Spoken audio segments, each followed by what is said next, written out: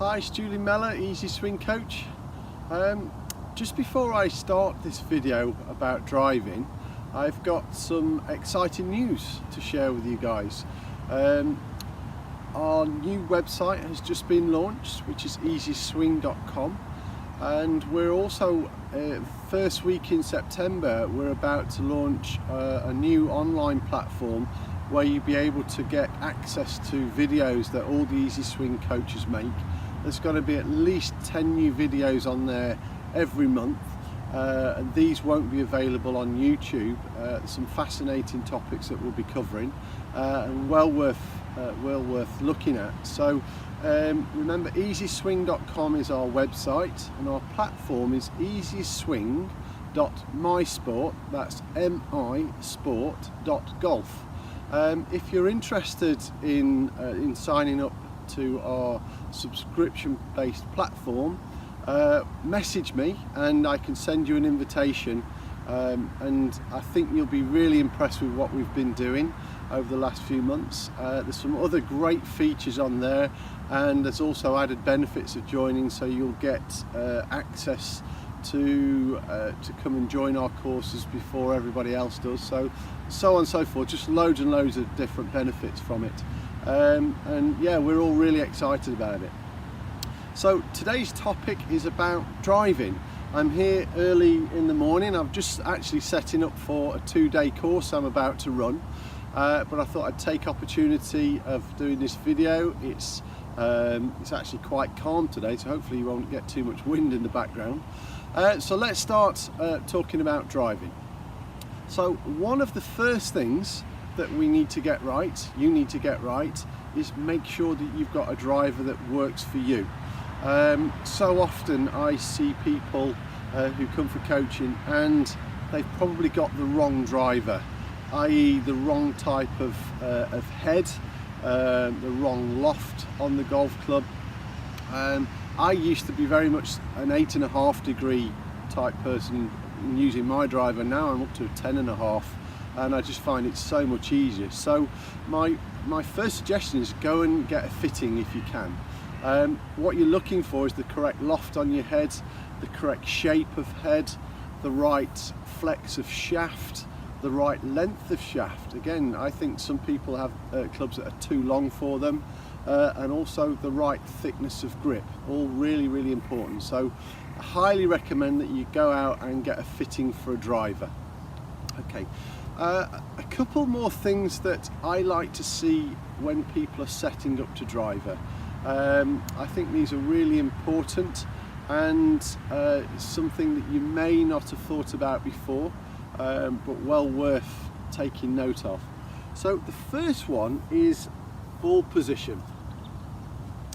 I very much, I used to be, dare we say, what is generally said in the golfing world, make sure you have the golf ball opposite your left heel. Well, through our experience and the people that we've been coaching, left heel is not always the best place, especially if you've got a kind of ailment, you know, difficulty with momentum, difficulty with movement, hips, knee joint, shoulder joint issues. It's not always the best place. So when I set up now, and I've done this through experience and practicing a lot, my golf ball is actually inside my left heel, and that's where it feels most comfortable for me. So what I would advise, and don't take my word for it, try different ball positions with your driver. You might even find that it's better almost outside your toe. You never know until you have a go. So just play around with it and see what gives you the best results. The second thing that we see all too often is people's stance with drivers gets far too wide, almost looks too aggressive, you're leaning backwards. The issue with too wide a stance is you miss out on mobility. You become very static and you can't really involve the body too well. So if anything, we prefer a fractionally narrower stance with driver rather than one that's too wide where you become too static. Again, play around with this. What's the definition of insanity is do the same thing and expect a different outcome. Don't be afraid to try different ball positions. You might find, try different ball positions, different widths of stance, you might find that it makes a big difference. The third thing that we would prefer with driver setups is to be slightly taller when you're addressing the golf ball. Let's see if we can get in here. So I prefer to be a little bit taller. The reason for this is it's taking a lot of strain off my lower back, off my shoulders. All too often we see this kind of setup with a driver, or people trying to get it all on one plane. Now this cannot be natural. This has to create a lot of tension in the setup. So don't be afraid to stand taller and feel more relaxed in your setup rather than stretched out and awkward. So again, always remember, tension in our world's that number one enemy, so reduce tension by all costs.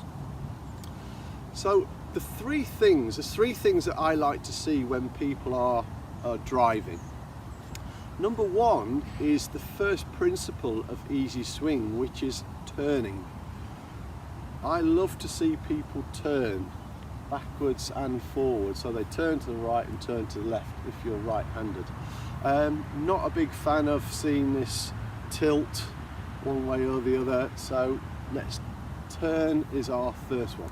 So if we match that up with the golf club, I'm going to try and do this from sideways, turn, and that's moving the club to the top of the backswing as best you can. That's it. So I much prefer a turn. Let's try and do that nice and smooth rather than a lift, which we see far too often. And sometimes people take the club far too flat on the inside, so just a smooth body turn and the wrists just finish off the backswing. So that's number one. Number two is club face. So I'm going to try and get this up here. An exercise that I like to do is hold the club, this is probably about 2 foot off the ground here. So I'm going to turn to the top and then bring it back to impact and stop. And what I'm looking for is that club to look the same as it was when it started. So we turn, release that club face. So often we see this action where people hold onto the club face, and that's the one that's going to get the club face wide open and the ball's going to go high and right if you're right-handed. So that would be an exercise I'd highly recommend that you do, and get very good at squaring the face up. After all, with a driver, if you're slightly open or slightly closed, that ball's going all over the place. It's quite an unforgiving club if you don't master this bit. So turn and release that club face. And our third thing, my third thing, is finish. Turn, release, hold a balanced finish. I just want to demonstrate to you an action that I commonly see with people. So nice comfortable setup, they might turn well to the top of the backswing, and then you see this action. And they tend to hit and fall backwards. That one's gone, well, I don't know, 40, 50 yards way off to the right. To be honest, with that motion as you're coming to hit it, it's actually a little bit of luck whether you make good contact or not. And always the thing that amazes me with golf, you can hit a great golf shot with any golf swing, but will you be consistent? That's what we're looking for. So 3 things that I look for in a golf swing are a good turn to the top of the backswing. You'll also see that I've got a nice weight shift here. Releasing the club face square at impact, and then hold a balanced finish. So I'm just going to hit a couple to show you my golf swing. Again, so I feel taller, I feel relaxed, my stance isn't too wide.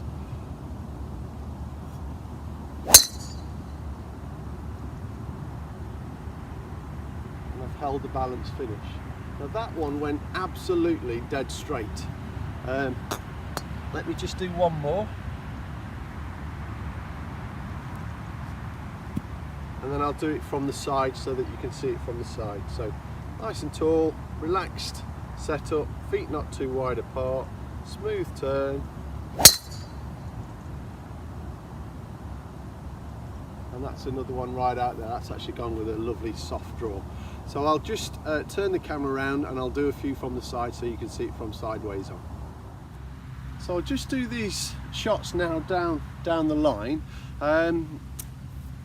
thinking about the club face again and actually squaring this club face up. I know that I'm going to get a few questions. Well, which part of the body is controlling the club face?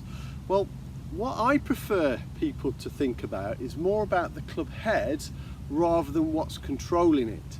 If you just think about the art of using a knife and fork, so if you're going to cut a piece of meat, do you actually think what your wrist action should be doing to move the knife to cut the meat, or do you just move the implement?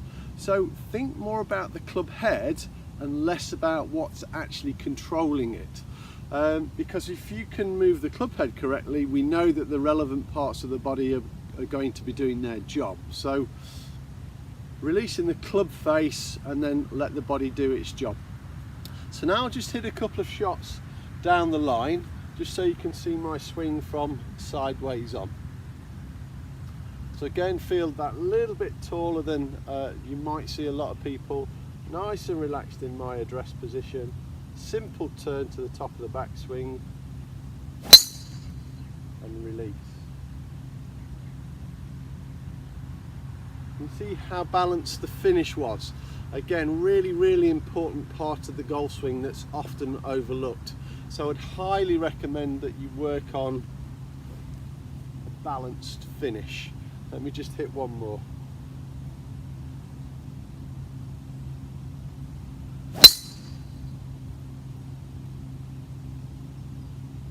There's a couple of shots there that have absolutely flown off down the middle.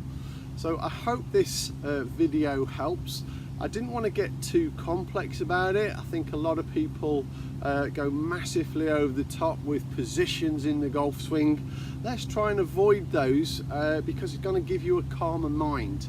If you're thinking about every single position within the golf swing, that's going to lead to confusion, and you generally don't see very nice flowing golf swings when people are trying to piece it all together. So work on the turn, work on the release, hold a balanced finish, and I'm certain that these things are going to help you with your driving. As always, if you've got any questions, just let me know, and if you'd like an invitation to subscribe to our MySports platform, just send me a message and I'll send you a personal invite through the website. Thanks for watching. Goodbye.